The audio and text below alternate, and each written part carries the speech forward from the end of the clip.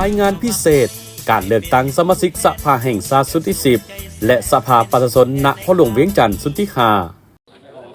บรรดาการนำผักหลาดพร้อมด้วยประชาชนลาวบรรดาเผ่าได้พร้อมเพียงกันไปใช้สิทธิประชาธิปไตยของตนเองปนบัตรเลือกตั้งเอาสมาชิกสภาแห่งชาติสุดที่10และสมาชิกสภาประชาชนขั้นแขวงสุดที่5ซึ่งได้จัดขึ้นพร้อมกันในขอบเขตทั่วประเทศในวันที่22กุมภาพันธ์2026นี้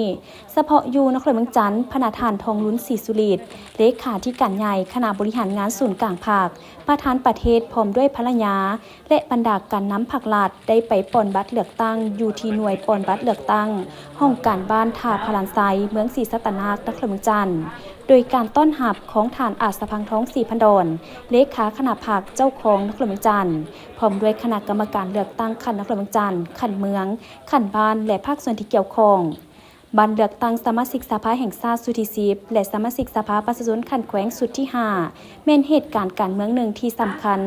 ทุกๆ5ปีจะได้จัดขึ้นเทื่อหนึ่งเพื่อให้พลเมืองลาวผู้มีสิทธิ์เลือกตั้งได้เลือกเอาบุคคลที่มีมาตรฐานและเงื่อนไขครบถ้วนกว่าหมู่เป็นสมาชิกสภาแห่งชาติและสภาประชาชนขั้นแขวงเพื่อเป็นตัวแทนแห่งสิทธิ์และผลประโยชน์ของประชาชนลาวบรรดาเผ่าซึ่งบัตรเลือกตั้งในครั้งนี้ทั่วประเทศมีผู้มีสิทธิ์เลือกตั้งทั้งหมด4 ล้านกว่าคนในนี้เฉพาะอยู่นครเมืองจันทร์มีผู้มีสิทธิ์เลือกตั้งทั้งหมด 663,410 คนและมีหน่วยปนบัตรเลือกตั้งทั้งหมด800กว่าหน่วยสำหรับทั่วเมืองศรีสัตนาคมี77หน่วยเลือกตั้งมีผู้มีสิทธิ์ปนบัตร 41,408 คนในโอกาสนี้ท่านสิทธิ์ประเสริฐอุเทนทปัญญารองเลขาพรรคเมืองรองคณะกรรมการเลือกตั้งเมืองศรีสัตนาคได้ให้สัมภาษณ์ว่าจุดพิเศษของสภาพหลวงของเมืองศรีสัตนาคของเราเมืองศรีสัตนาคเป็นเมืองหนึ่งที่อยู่ใน4ตัวเมืองในของนครหลวงเวียงจันทร์เนาะอันบรรณาธิการคุยเรื่องกันว่าเมืองศรีสัตนาคของเราเป็นสถาบันการศึกษาเนาะองค์การสกลสถานทูตต่างๆก็ถือว่าตั้งเป็นจำนวนลงหลายอยู่ในเมืองศรีสัตนาคของเราเมืองศรีสัตนาคของเรามี37 บ้านเนาะ37 บ้านอยู่ในหันมีประชากรทั้งหมด 69,000 กว่าคนเนาะเป็นหญิง33,000 กว่าคนคือว่าหน่วยปนบัตรเลือกตั้งของเรามี77หน่วยอยู่ในหันของเราได้แบ่งออกเป็นหน่วยเลือกตั้งของบ้าน62หน่วยของโครงเขตปกสแม่น11หน่วยและนั่นก็มีหน่วยเคลื่อนที่พิเศษเป็นหน่วยเคลื่อนที่พวกเราหน่วยเคลื่อนที่พวกเรามี4หน่วยที่ว่าพวกเราก็ได้กักเกี่ยมเนาะเป็นต้นแม่นผู้เฒ่าผู้แก่ผู้คนเจ็บที่มาบ่ได้ก็ถือว่าพวกเรามีหน่วยเคลื่อนที่ยกตัวอย่างห้องหมอเนาะพวกเรามีห้องหมอใหญ่อยู่เมืองศรีสัตนาคก็ห้องหมอโมสดห้องหมอ103ห้องหมอเศรษฐาธิราชห้องหมอหานิสาที่ว่าคนเจ็บและพี่น้องมาเฝ้าคนเจ็บที่บ่สามารถไปปอนได้ในสถานที่เพิ่นกำหนดให้ที่ว่าพวกเขาก็มีหน่วยเคลื่อนที่มาพวกเขาเล็งนั้นเมื่อเฉพาะอยู่บ้านท่าบ้านไส้พวกเขานี่ก็ถือว่ามี2หน่วยเลือกตั้งเนาะพวกเขาแบ่งออกเป็น2หน่วยเลือกตั้งมีผู้มีสิทธิ์ปนบัตรเลือกตั้งทั้งหมดก็อยู่1,300 กว่าคนเนาะแล้วก็เป็นหญิงนะประมาณ700 กว่าเนาะอันนั้นพวกเขาเป็นค่าเกียมค่าคะแนนพวกเขาจะให้สำเร็จก่อนนั่นน่ะก่อนพิธีปนบัตรคือว่าขาดคะแนนพวกเขาประมาณ15 โมงพวกเขาให้สำเร็จเบิดเนาะให้สั่งรวมส่งให้กองเลขาอยู่ขันเมืองพวกเขาได้สำเร็จสั่งรวมส่งให้ขันนครหลวงอันนั้นพวกเขาขาดหมายพวกเขาคือนั้นเนาะและก็ข้าพเจ้าแนะนำต่างนะให้คณะรับผิดชอบการปนบัตรก็เฮียห้องให้มายังพ่อแม่ประชาชนบรรดาเผ่าที่มีสิทธิ์ปนบัตรเลือกตั้งร่วมจิตร่วมใจกันเข้ามาใช้สิทธิ์ของตนเนาะเพื่อเอาผู้แทนที่ตนเองมักมีประสบการณ์และมีความรู้ความสามารถเป็นนางในสภาเพื่อแก้ไขปัญหาต่างๆหับห้องเอากฎหมายเนาะอะไรแล้วก็หับห้องเอาผลเงินแผนพัฒนาเศรษฐกิจสังคมของศาสตร์พวกเราเพื่อพัฒนาประเทศศาสตร์พวกเราให้มีความเจริญรุ่งเรืองเจ้าขอบใจพร้อมกันนี้ท่านภูวงศ์ธรรมวรเลขาผักบ้านในบ้านทาพลานไซยังได้ให้สัมภาษณ์ว่าเกี่ยวกับสภาพปอนบัตรเลือกตั้ง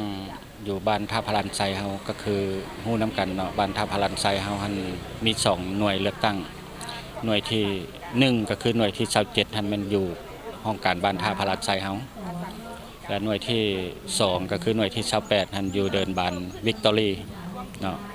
สิรายงานย่อๆเนาะแบบสั้นแต่บัดนี้จำนวนประชากรภายในบ้านเฮาทั้งเบิดมีอยู่ 1,770 คนเนาะเป็นหญิงหัน937 คนเนาะในนั้นมีผู้มีสิทธิ์ปอนบัตร18 ปีขึ้นไปหันมีอยู่ รวมทั้งเบิดทั้ง 1,331 คนเป็นหญิงอยู่768 คนอยู่ใน2หน่วยเลือกตั้งของพวกเฮาหั่นรวมเจ้ามาฮอดปัจจุบันนี้ก็ถือว่าเห็นสื่อมวลชนถือว่าเป็นจำนวนหลวงหลายแล้วเนาะเข้ามาใช้สิทธิ์อยู่ในจุดที่27แล้วก็จุดที่28ของพวกเฮาหั่นถือว่าเป็นคึกคืนผ่านมากับเขาทั้งถือว่าทั้งผ่านโฆษณาทางผ่านโทรคมของเฮาเนาะก็แนะนำว่า18ผู้ที่มีอายุ18ขึ้นปีขึ้นไปต้องมาใช้สิทธิ์ให้ครบประสันสาเฮ็ดจังใดก็ให้ได้ 100% เฉพาะหน่วยเลือกตั้งของพวกเฮาในนั้นก็ยังขอเชิญชวนอีกบรรดาเพราะว่ามีจำนวนหนึ่งที่มาใช้นำเฮาก็คือโรงงานตัดเย็บแล้วก็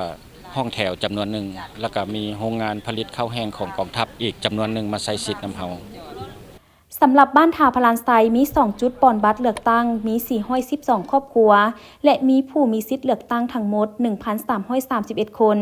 ซึ่งประชาชนภายในบ้านก็ได้พร้อมเพียงเฮียงหน้ากันเข้ามาปอนบัตรเลือกตั้งอย่างคึกคืนรักษาได้ความเป็นระเบียบเรียบร้อยโปร่งใสสงบและปลอดภัยบัตรเลือกตั้งครั้งนี้มีผู้สมัครรับเลือกตั้งสมาชิกสภาแห่งชาติสุทธิสิบประจำเขตเลือกตั้งที่1นครหลวงจันทร์จำนวน25ทานเลือกเอา19ทานและสมาชิกสภาประชาชนนครหลวงจันทร์สุดที่5ประจำเขตเลือกตั้งเมืองศรีสัตนาคมีผู้ลงสมัครทั้งหมด7ทานเลือกเอา5ทาน